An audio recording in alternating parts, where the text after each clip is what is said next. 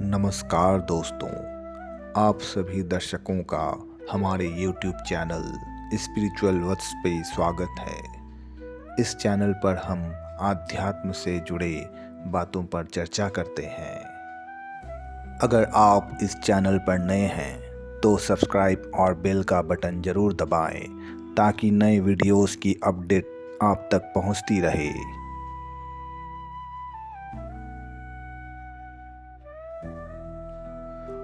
ओम नमो भगवते वासुदेवाय नमः।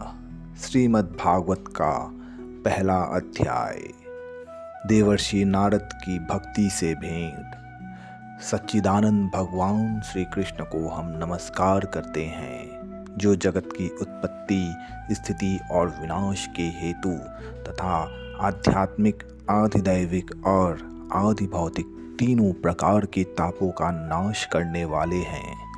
जिस समय श्री सुखदेव मुनि का ज्ञानोपवित संस्कार भी नहीं हुआ था तथा लौकिक वैदिक कर्मों के अनुष्ठान का अवसर भी नहीं आया था, तभी उन्हें अकेले ही संन्यास लेने के लिए घर से जाते देखकर उनके पिता व्यास जी विरह से कातर होकर पुकारने लगे, बेटा बेटा, तुम कहाँ जा रहे हो? उस समय वृक्षों ने तन्मय होने के कारण श्री सुखदेव जी की ओर से उत्तर दिया था, ऐसे सर्वभूत हृदय स्वरूप श्री सुखदेव मुनि को मैं नमस्कार करता हूँ।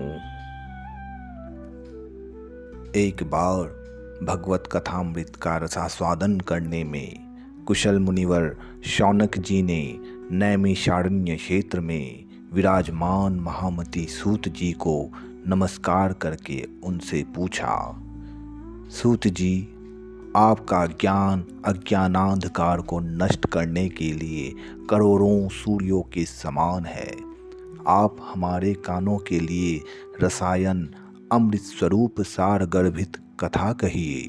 भक्ति, ज्ञान और वैराग्य से प्राप्त होने वाले महान विवेक की वृद्धि किस प्रकार होती है तथा वैष्णव लोग किस तरह इस माया मोह से अपना पीछा छुड़ाते हैं। इस घोर कलिकाल में जीव प्रायः आसुरी स्वभाव के हो गए हैं। विविध क्लेशों से आक्रांत इन जीवों को शुद्ध बनाने का सर्वश्रेष्ठ उपाय क्या है?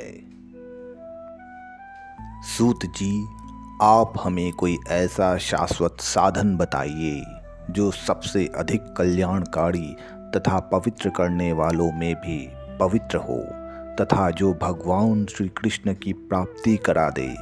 चिंतामणि केवल लौकिक सुख दे सकती है और कल्प वृक्ष अधिक से अधिक स्वर्गीय संपत्ति दे सकता है, परंतु गुरुदेव प्रसन्न होकर भगवान का योगिर दुर्लभ नित्य बैकुंठ धाम दे देते हैं। सूत जी ने कहा, शौनक जी, तुम्हारे हृदय में भगवान का प्रेम है, इसलिए मैं विचार कर तुम्हें संपूर्ण सिद्धांतों का निष्कर्ष सुनाता हूँ, जो जन्म मृत्यु के भय का नाश कर देता है, जो भक्ति के प्रवाह को बढ़ाता है और भगवान श्री कृष्ण की प्रसन्नता का प्रधान कारण है। मैं तुम्हें वह साधन बतलाता हूँ, उसे सावधान होकर सुनो। श्री सुखदेव जी ने कलयुग में जीवों के काल रूपी सर्प के मुख का ग्रास होने के त्रास का आत्यांतिक नाश करने के लिए श्रीमद् भागवत शास्त्र का प्रवचन किया है। मन की शुद्धि के लिए इससे बढ़कर कोई साधन नहीं है। जब मनुष्य के जन्म जन्मांतर का पुण्य उदय होता है, तभी उसे इस भागवत शास्त्र की प्राप्ति होती है। जब सुखदेव जी राजा परीक्षित को यह कथा सुनाने के लिए सभा में विराजमान हुए, तब देवता लोग उनके पास अमृत का कलश लेकर आए। देवता अपना काम बनाने में बड़े कुशल होते हैं, अतः यहाँ भी सबने सुखदेव मुनि को नमस्कार करके कहा, आप यह अमृत लेकर बदले में हमें कथामृत का ज्ञान दीजिए। इस प्रकार परस्पर विनिमय हो जाने पर राजा परीक्षित अमृत का पान करें और हम सब श्रीमद् भागवत रूप अमृत का पान करेंगे। इस संसार में कहाँ कांच और कहाँ महामूल्य मणि तथा कहाँ सुधा और कहाँ कथा। श्री सुखदेव जी ने उस समय देवताओं की हंसी उड़ा दी। उन्हें भक्ति शून्य जानकर कथामृत का दान नहीं किया। इस प्रकार यह श्रीमद् भागवत की कथा देवताओं को भी दुर्लभ है। पूर्व काल में श्रीमद् भागवत के श्रवण से ही राजा परीक्षित की मुक्ति देखकर ब्रह्मा जी को भी बड़ा आश्चर्य हुआ था। उन्होंने सत्यलोक में तराजू बांधकर सब साधनों को तौला। अन्य सभी साधन तौल में हल्के पड़ गए। अपने महत्व के कारण भागवत ही सबसे भारी रहा। यह देखकर सभी ऋषियों को बड़ा विस्मय हुआ। उन्होंने कलयुग में इस भगवत रूप भागवत शास्त्र को ही पढ़ने सुनने से तत्काल मोक्ष देने वाला निश्चय किया। सप्ताह विधि से श्रवण करने पर यह निश्चय भक्ति प्रदान करता है। पूर्व काल में इसे दयापरायण सनकादि ने देवर्षि नारद को सुनाया था। यद्यपि देवर्षि ने पहले ब्रह्मा जी के मुख से इसे श्रवण कर लिया था, तथापि सप्ताह श्रवण की विधि तो उन्हें सनकादि ने ही बताई थी। शौनक जी ने पूछा, सांसारिक प्रपंच से मुक्त एवं विचरणशील नारद जी का सनकादि के साथ संयोग कहाँ हुआ और विधि विधान के श्रवण में उनकी प्रीति कैसे हुई? सूत जी ने कहा, अब मैं तुम्हें वह भक्तिपूर्ण कथानक सुनाना चाहता हूँ जो श्री सुखदेव जी ने मुझे अपना अनन्य शिष्य जानकर एकांत में सुनाया था। एक दिन विशालापुरी में वे चारों निर्मल ऋषि सत्संग के लिए आए। वहाँ उन्होंने नारद जी को देखा। सनकादि ने पूछा, ब्राह्मण, आपका मुख उदास क्यों हो रहा है? आप चिंतातुर कैसे हैं? इतनी जल्दी जल्दी आप कहाँ जा रहे हैं और आपका आगमन कहाँ से हो रहा है? इस समय तो आप उस पुरुष के समान व्याकुल जान पड़ते हैं जिसका सारा धन लुट गया हो। आप जैसे आसक्ति रहित पुरुषों के लिए यह उचित नहीं है। इसका कारण बताइए। नारद जी ने कहा, मैं सर्वोत्तम लोक समझकर पृथ्वी में आया था।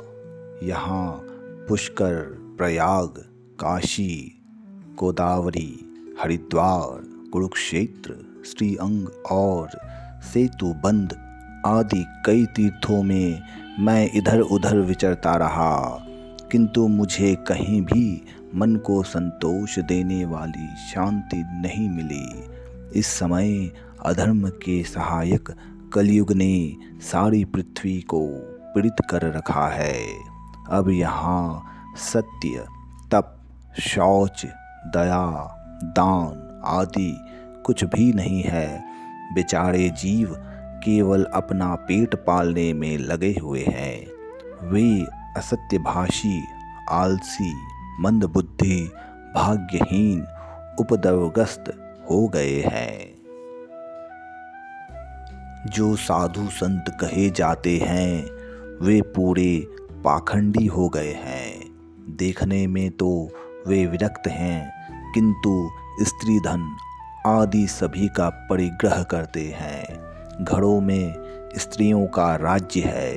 साले सलाहकार बने हुए हैं। लोभ से लोग कन्या विक्रय करते हैं और स्त्री पुरुषों में कलह मचा रहता है। महात्माओं के आश्रम, तीर्थ और नदियों पर विधर्मियों का अधिकार हो गया है। उन दुष्टों ने बहुत से देवालय भी नष्ट कर दिए हैं। इस समय यहाँ न कोई योगी है, न सिद्ध है, न ज्ञानी है और न सत्कर्म करने वाला ही है। सारे साधन इस समय कलिरूप दावानल में जलकर भस्म हो गए हैं। इस कलयुग में सभी देशवासी बाजारों में अन्न बेचने लगे हैं। ब्राह्मण लोग पैसा लेकर वेद पढ़ाते हैं और स्त्रियां वेश्यावृत्ति से निर्वाह करने लगी हैं। इस तरह कलयुग के दोष देखता और पृथ्वी पर विचरता हुआ मैं यमुना जी के तट पर पहुंचा, जहां भगवान श्री कृष्ण की अनेकों लीलाएं हो चुकी हैं। मुनिवरों सुनिए, वहां मैंने एक बड़ा आश्चर्य देखा। वहां एक युवती स्त्री खिन्न मन से बैठी थी। उसके पास दो वृद्ध पुरुष अचेत अवस्था में पड़े जोर जोर से सांस ले रहे थे। वह तरुणी उनकी सेवा करती हुई कभी उन्हें चेत कराने का प्रयत्न करती और कभी उनके आगे रोने लगती थी। वह अपने शरीर के रक्षक परमात्मा को दसों दिशाओं में देख रही थी। उसके चारों ओर सैकड़ों स्त्रियां उसे पंखा झल रही थीं और बार बार समझाती जाती थीं। दूर से यह सब चरित्र देखकर मैं कौतूहलवश उसके पास चला गया। मुझे देखकर वह स्त्री खड़ी हो गई और बड़ी व्याकुल होकर कहने लगी। युवती ने कहा, अजी महाराज जी, क्षण भर ठहर जाइए और मेरी चिंता को भी नष्ट कर दीजिए। आपका दर्शन तो संसार के सभी पापों को सर्वथा नष्ट कर देने वाला है। आपके वचनों से मेरे दुख की भी बहुत कुछ शांति हो जाएगी। मनुष्य का जब बड़ा भाग्य होता है तभी आपके दर्शन हुआ करते हैं। नारद जी कहते हैं, तब मैंने उस स्त्री से पूछा, देवी तुम कौन हो? ये दोनों पुरुष तुम्हारे क्या होते हैं और तुम्हारे पास ये कमल नयनी देवियाँ कौन है? तुम हमें विस्तार से अपने दुख का कारण बताओ। युवती ने कहा, मेरा नाम भक्ति है। ये ज्ञान और वैराग्य नामक मेरे पुत्र हैं। समय के फेर से ही ये ऐसे जर्जर हो गए हैं। ये देवियाँ गंगा जी आदि नदियाँ हैं। ये सब मेरी सेवा करने के लिए ही आई हैं। इस प्रकार साक्षात देवियों के द्वारा सेवित होने पर भी मुझे सुख शांति नहीं है। तपोधन, अब ध्यान देकर मेरा वृत्तांत सुनिए। मेरी कथा वैसे तो प्रसिद्ध है, फिर भी उसे सुनकर आप मुझे शांति प्रदान करें। मैं द्रविड़ देश में उत्पन्न हुई, कर्नाटक में बढ़ी, कहीं कहीं महाराष्ट्र में सम्मानित हुई, किंतु गुजरात में मुझको बुढ़ापे ने आ घेरा। वहाँ घोर कलयुग के प्रभाव से पाखंडियों ने मुझे अंग भंग कर दिया। चिरकाल तक यह अवस्था रहने के कारण मैं अपने पुत्रों के साथ दुर्बल और निस्तेज हो गई। अब जब से मैं वृंदावन आई, तब से पुनः परम सुंदरी स्वरूपवती नवयुवती हो गई हूँ, किंतु सामने पड़े यह दोनों मेरे पुत्र थके मांदे दुखी हो रहे हैं। अब मैं यह स्थान छोड़कर अन्यत्र जाना चाहती हूँ। ये दोनों बूढ़े हो गए हैं, इसी दुख से मैं दुखी हूँ। मैं तरुणी क्यों और ये दोनों मेरे पुत्र बूढ़े क्यों? हम तीनों साथ साथ रहने वाले हैं, फिर यह विपरीतता क्यों? होना तो यह चाहिए कि माता बूढ़ी हो और पुत्र तरुण। इसी से मैं आश्चर्यचकित चित्त से अपनी इस अवस्था पर शोक करती रहती हूँ। आप परम बुद्धिमान एवं योग निधि हैं, इसका क्या कारण हो सकता है, बताइए। नारद जी ने कहा, साध्वी, मैं अपने हृदय में ज्ञान दृष्टि से तुम्हारे संपूर्ण दुख का कारण देखता हूँ। तुम्हें विषाद नहीं करना चाहिए। श्री हरि तुम्हारा कल्याण करेंगे। सूत जी कहते हैं, मुनिवर, नारद जी ने एक क्षण में ही उसका कारण जानकर कहा। नारद जी ने कहा, देवी, सावधान होकर सुनो, यह दारुण कलयुग है। इसी से इस समय सदाचार, योग मार्ग और तप आदि सभी विलुप्त हो गए हैं। लोग शठता और दुष्कर्म में लगकर अघासुर बन रहे हैं।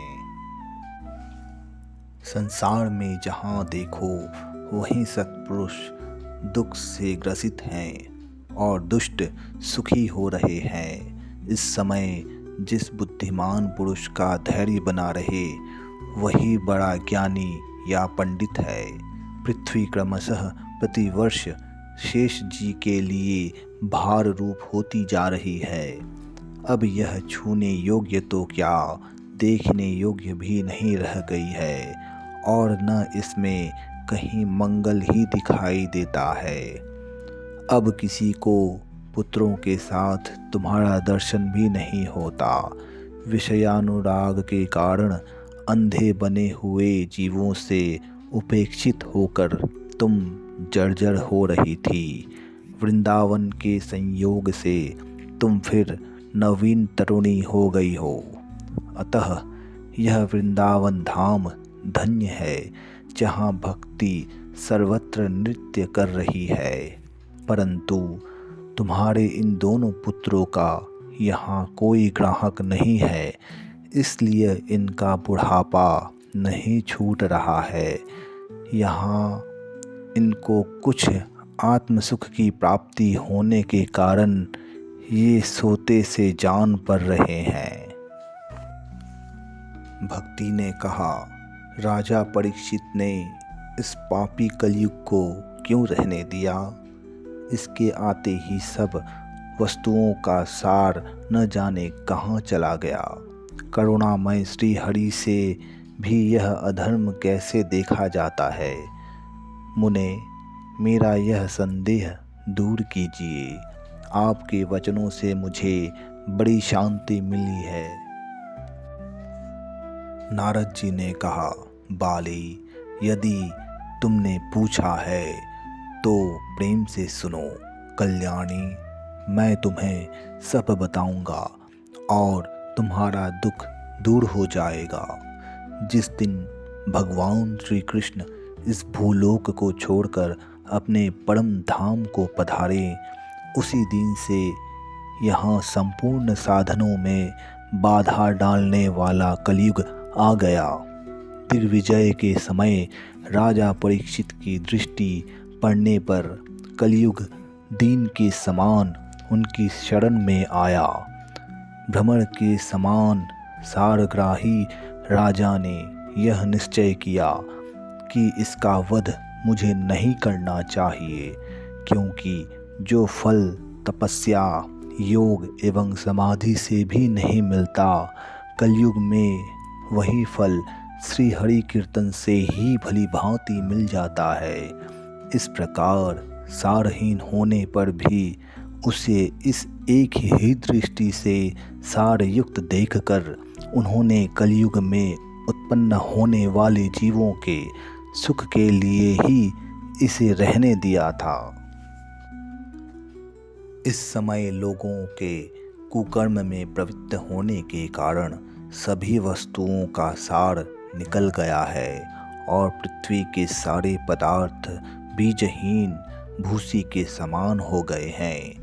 ब्राह्मण केवल अन्न धनादि के लोभवश घर घर एवं जन जन को भागवत की कथा सुनाने लगे हैं, इसलिए कथा का सार चला गया। तीर्थों में नाना प्रकार के अत्यंत घोर कर्म करने वाले नास्तिक और नारकी पुरुष भी रहने लगे हैं। इसलिए तीर्थों का भी प्रभाव जाता रहा। जिनका चित्त निरंतर काम, क्रोध, महान लोभ और तृष्णा से तपता रहता है, वे भी तपस्या का ढोंग करने लगे हैं।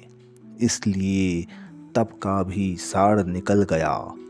मन पर काबू न होने के कारण तथा लोभ, दंभ और पाखंड का आश्रय लेने के कारण एवं शास्त्र का अभ्यास न करने से ध्यान योग का फल मिट गया। पंडितों की यह दशा है कि वे अपनी स्त्रियों के साथ भैंसों की तरह रमण करते हैं। उनमें संतान पैदा करने की ही कुशलता पाई जाती है। मुक्ति साधन में वे सर्वथा अकुशल हैं। संप्रदायानुसार प्राप्त हुई वैष्णवता भी कहीं देखने में नहीं आती। इस प्रकार जगह जगह सभी वस्तुओं का सार लुप्त हो गया है। यह तो इस युग का स्वभाव ही है, इसमें किसी का दोष नहीं है। इसी से पुंडरीकाक्ष भगवान बहुत समीप रहते हुए भी यह सब सह रहे हैं। सूत जी कहते हैं, शौनक जी, इस प्रकार देवर्षि नारद के वचन सुनकर भक्ति को बड़ा आश्चर्य हुआ। फिर उसने जो कहा उसे सुनिए।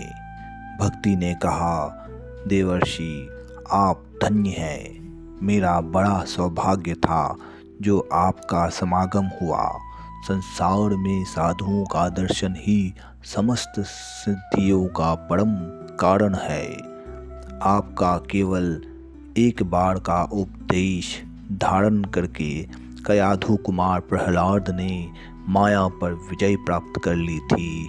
ध्रुव ने भी आपकी कृपा से ही ध्रुव पद प्राप्त किया था। आप सर्वमंगलमय और साक्षात श्री ब्रह्मा जी के पुत्र हैं। मैं आपको नमस्कार करती हूँ। प्रथम अध्याय की समाप्ति। ओम नमो भगवते वासुदेवाय नमः। दोस्तों, हमारा यह वीडियो आपको कैसा लगा, आप हमें कमेंट में ज़रूर बताएं। हमारे इस वीडियो को ज़्यादा से ज़्यादा लोगों तक शेयर करें और हमारे चैनल को सब्सक्राइब करें। धन्यवाद।